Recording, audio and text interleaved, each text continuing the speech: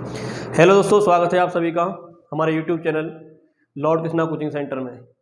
दोस्तों, जैसा आपको पता होगा कि हमारी जो सीरीज चली हुई है वो चली हुई है हमारी संविधान की, और संविधान में हमने राष्ट्रपति का एक पहला भाग पढ़ा था। तो आज हम राष्ट्रपति के बारे में जानेंगे उससे आगे, जहां हमने टॉपिक को छोड़ा है। तो दोस्तों, आपको जो हमारी आज की वीडियो होगी बहुत ही पसंद आएगी, और जिसको लाइक, शेयर और चैनल को सब्सक्राइब करना बिल्कुल ना भूलें। लग रहे हैं ऐसे ही और तैयारी करते रहे बेहतर ढंग से। तो राष्ट्रपति में हमने लास्ट क्लास में पढ़ा था कि राष्ट्रपति की योग्यता क्या होनी चाहिए, राष्ट्रपति भारत का कौन बन सकता है, और तीसरा पॉइंट हमने उसमें जाना था कि उसकी एलिजिबिलिटी किसकी होगी जो राष्ट्रपति बनेगा, और उसका चुनाव कैसे कैसे होता है, कौन कौन से प्रोसेस भारत में चुनाव में अपनाए जाते हैं। तो आज हम उससे पढ़ेंगे कि जैसे मान लो कोई राष्ट्रपति बन चुका है, कोई व्यक्ति राष्ट्रपति बन चुका है, तो बनने के बाद उसकी क्या होगी, शपथ। तो दोस्तों, आज हमारा जो टॉपिक स्टार्ट होने जा रहा है वो होगा हमारा यहाँ से स्टार्ट शपथ से। तो शपथ से हम अपने मामले को लेकर आगे चलेंगे, और शपथ जो होगी राष्ट्रपति की, इसका वर्णन आर्टिकल 60 में किया गया है। आर्टिकल कौन से में है? 60 में, कि राष्ट्रपति को शपथ कौन दिलाता है। राष्ट्रपति को शपथ कौन दिलाता है, इसका वर्णन किया गया है अनुच्छेद 60 में। तो अनुच्छेद 60 से हम आगे जानेंगे कि 60 से आगे क्या है, कि राष्ट्रपति को शपथ सर्वोच्च न्यायालय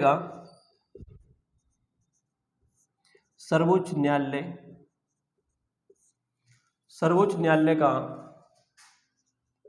मुख्य न्यायाधीश,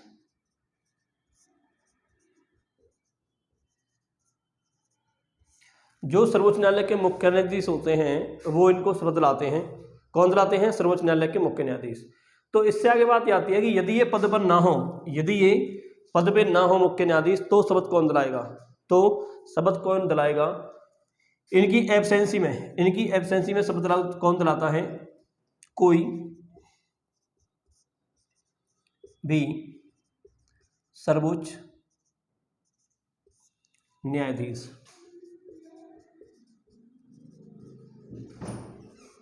इसका मतलब ये हुआ कि जैसे हमारे जो राष्ट्रपति हैं, उनको शपथ दिलाने का काम सर्वोच्च न्यायालय का मुख्य न्यायाधीश करेगा। यदि मुख्य न्यायाधीश अपनी पोस्ट पर नहीं है, तो काम कौन करेगा? अन्य न्यायाधीश, कोई भी सर्वोच्च न्यायालय का अन्य न्यायाधीश। अन्य का मतलब, जैसे आपको पता होगा सुप्रीम कोर्ट में वर्तमान में 34 न्यायाधीश हैं। टोटल कितने हैं? 34। तो 33 प्लस 1 का मतलब हुआ 33 अन्य और एक मुख्य और 33 अन्य। तो यदि मुख्य अपनी पोस्ट पर नहीं है, तो 33 में से जो सबसे सर्वोच्च होगा वो राष्ट्रपति को क्या दिलाएगा दोस्तों? शपथ दिलाएगा। तो ये हुई हमारे राष्ट्रपति की शपथ की बात। आगे की हम बात करें त्यागपत्र कि राष्ट्रपति अपना रिजाइन किसे देता है या किसे सौंपता है। तो त्यागपत्र होता है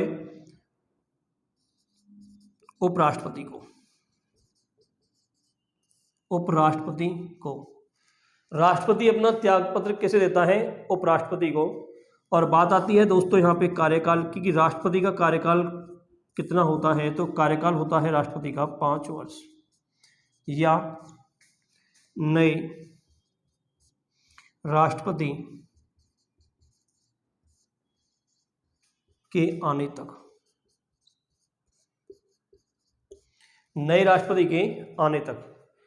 नेक्स्ट बात आती है हमारी शपथ होगी, हमारा त्यागपत्र हुआ, हमारा कार्यकाल हुआ। बात कर रहे हैं दोस्तों हम वेतन की। तो वेतन जो होगा राष्ट्रपति का, ये वेतन होगा 5 लाख।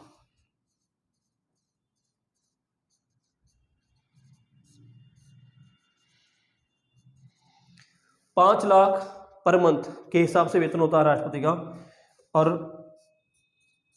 Not taxable. राष्ट्रपति के वेतन पर कोई भी टैक्स नहीं है। और राष्ट्रपति का वेतन दिया कहां से जाता है? तो ये दिया जाता है दोस्तों संचित निधि से दिया जाता है, जिसे हम इंग्लिश में कंसोलिडेटेड फंड कहते हैं। कंसोलिडेटेड फंड कहते हैं संचित निधि को, जहां से राष्ट्रपति का वेतन दिया जाता है। तो दोस्तों सबसे बड़ी बात ये आती है कि अब राष्ट्रपति को यहाँ पे क्या है, शपथ दिला दी, उसके बाद त्यागपत्र और फिर कार्यकाल और फिर हुआ वेतन। तो एक सबसे बड़ी बात ये आती है इसकी कि राष्ट्रपति अपने पद को कौन कौन सी कंडीशन में छोड़ सकते हैं। राष्ट्रपति अपने पद को कौन कौन सी कंडीशन में छोड़ सकते हैं, तो इसमें हम लिखेंगे दोस्तों पद रिक्ति। पद रिक्ति का मतलब इसमें राष्ट्रपति की 3 कंडीशन होंगी, जिन जिन कंडीशन में राष्ट्रपति अपनी पोस्ट को छोड़ सकते हैं। तो नंबर 1 कंडीशन कौन सी होगी? नंबर 1 कंडीशन होगी मृत्यु होने पर। जब कोई भी राष्ट्रपति है और उनकी अपनी पोस्ट के दौरान मृत्यु हो जाती है तो उनका पद क्या होगा? खाली होगा, कोई अन्य राष्ट्रपति उस पोस्ट पर आएगा। नंबर 2 की मैं बात करूं, स्वयं त्यागपत्र दे। कोई व्यक्ति जो राष्ट्रपति की पोस्ट पर है और वो स्वयं खुद इस पोस्ट को छोड़ना चाहता है तो दूसरी कंडीशन होगी स्वयं त्यागपत्र देकर। और नंबर 3 होगा दोस्तों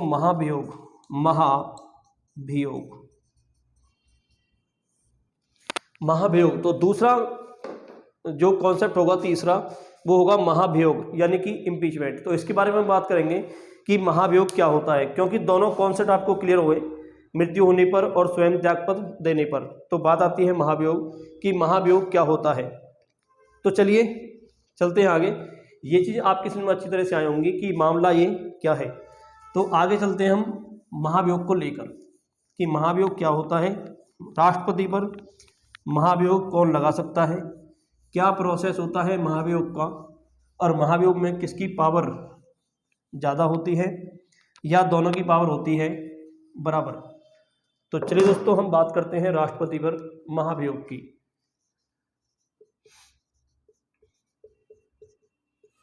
महाभियोग का मतलब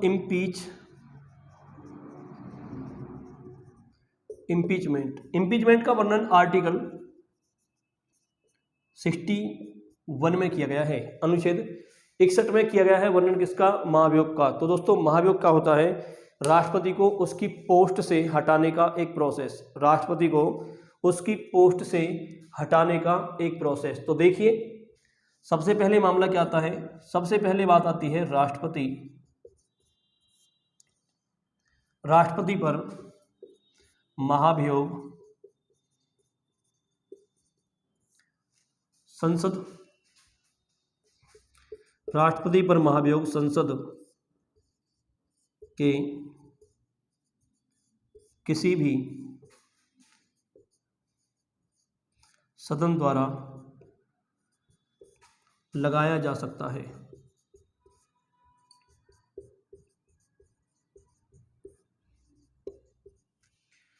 संसद के किसी भी सदन द्वारा लगाया जा सकता है,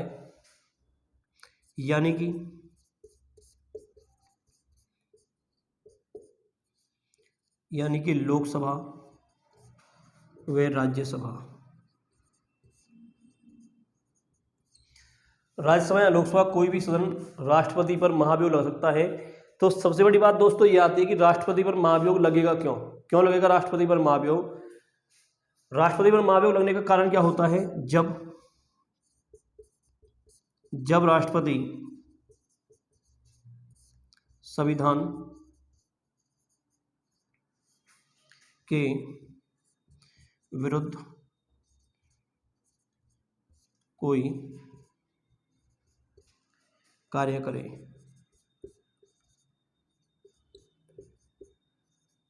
तो जब राष्ट्रपति संविधान के विरुद्ध कोई कार्य करे तो संसद के किसी भी सदन द्वारा राष्ट्रपति पर महाभियोग चलाया जाता है। प्रोसेस क्या होता है?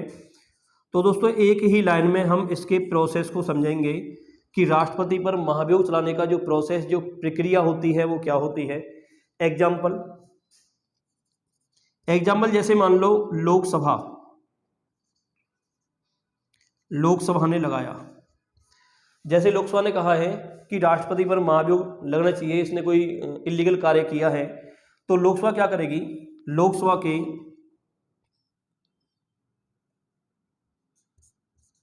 1/4 सदस्यों, लोकसभा के, यदि मान लो लोकसभा ने लगाया है तो 1/4 सदस्य किसके? लोकसभा के 14 दिन पहले 14 दिन पहले लिखित सूचना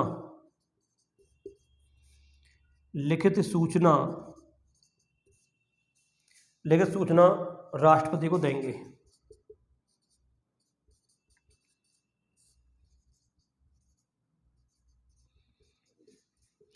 दोस्तों यहां से हमें एक बात समझ में आई कि जब भी कोई राष्ट्रपति पर महाभियोग चलाएगा, तो जैसे एग्जांपल हमने लिया कि लोकसभा चलाने जा रही है, तो लोकसभा के 1/4 यानी कि 1/4 1/4 सदस्य 14 दिन पहले लिखित सूचना देंगे किसको?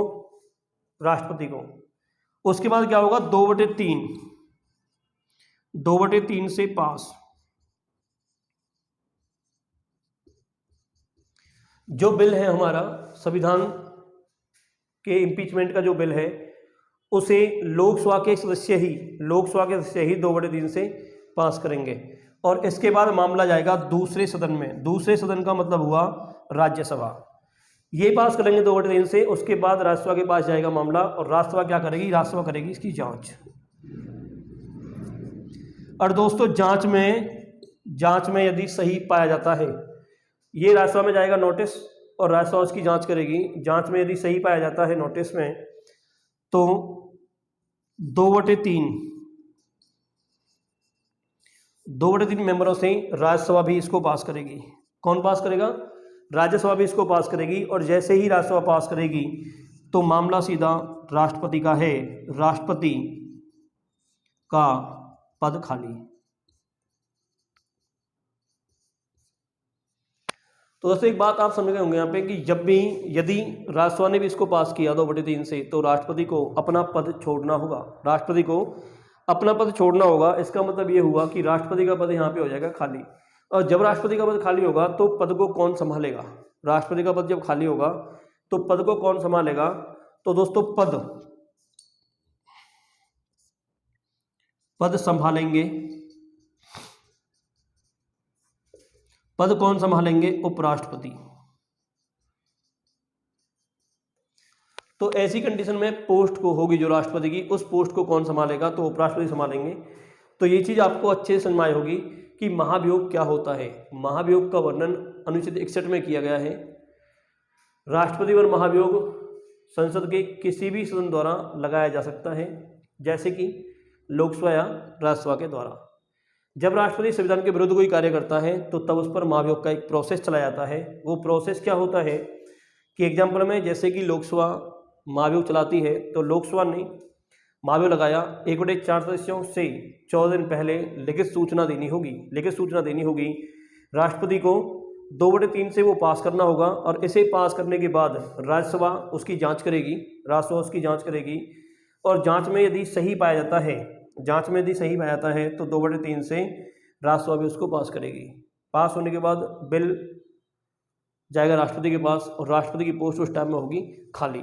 जब राष्ट्रपति की पोस्ट खाली होगी तो पद को कौन संभालेगा? पद को संभालेगा भैया उपराष्ट्रपति। कौन संभालेगा दोस्तों? उपराष्ट्रपति। तो चलिए हम आगे बात करते हैं कि ये पोस्ट राष्ट्रपति की कितने समय तक खाली रह सकती है। ये पोस्ट राष्ट्रपति की कितने समय तक खाली यहाँ पे रह सकती है, तो इसके बारे में कुछ बात कर लेते हैं कि कितने समय तक राष्ट्रपति की पद या पोस्ट यहाँ पे खाली होगी। तो चलिए चलते हैं हम आगे।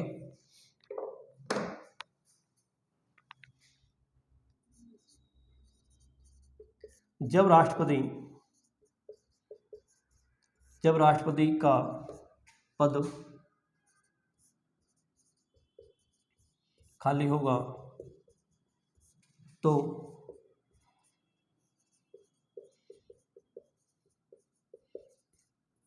उपराष्ट्रपति पद संभालेंगे।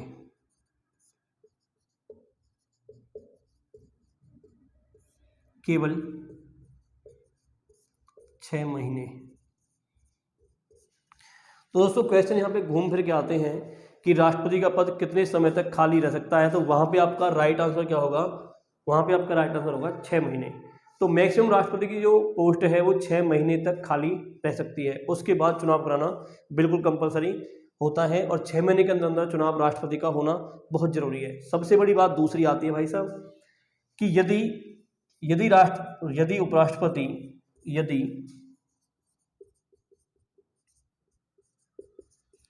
यदि उपराष्ट्रपति भी पद पर ना हो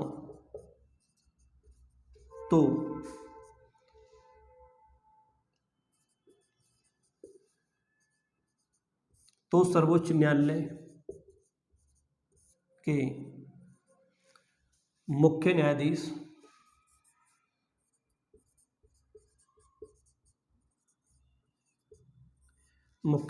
पद संभालेंगे।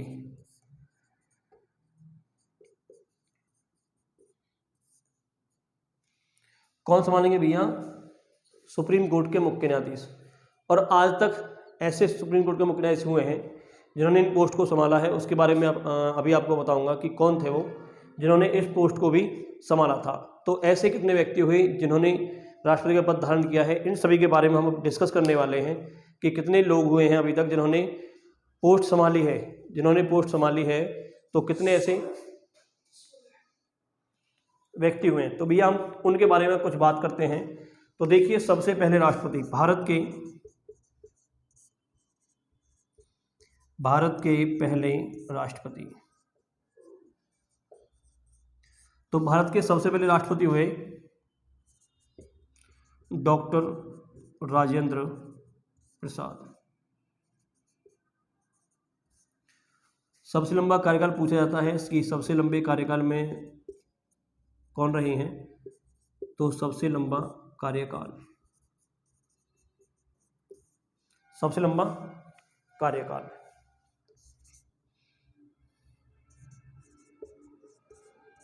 पहली महिला राष्ट्रपति,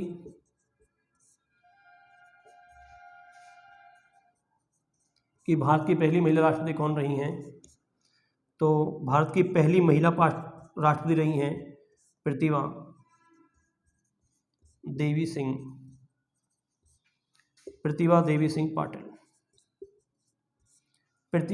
सिंह पाटिल पहले वैज्ञानिक राष्ट्रपति रहे हैं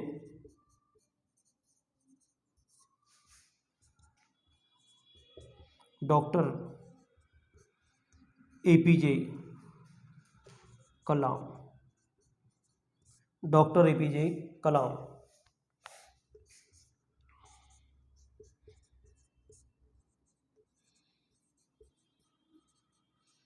भारत के वर्तमान राष्ट्रपति हैं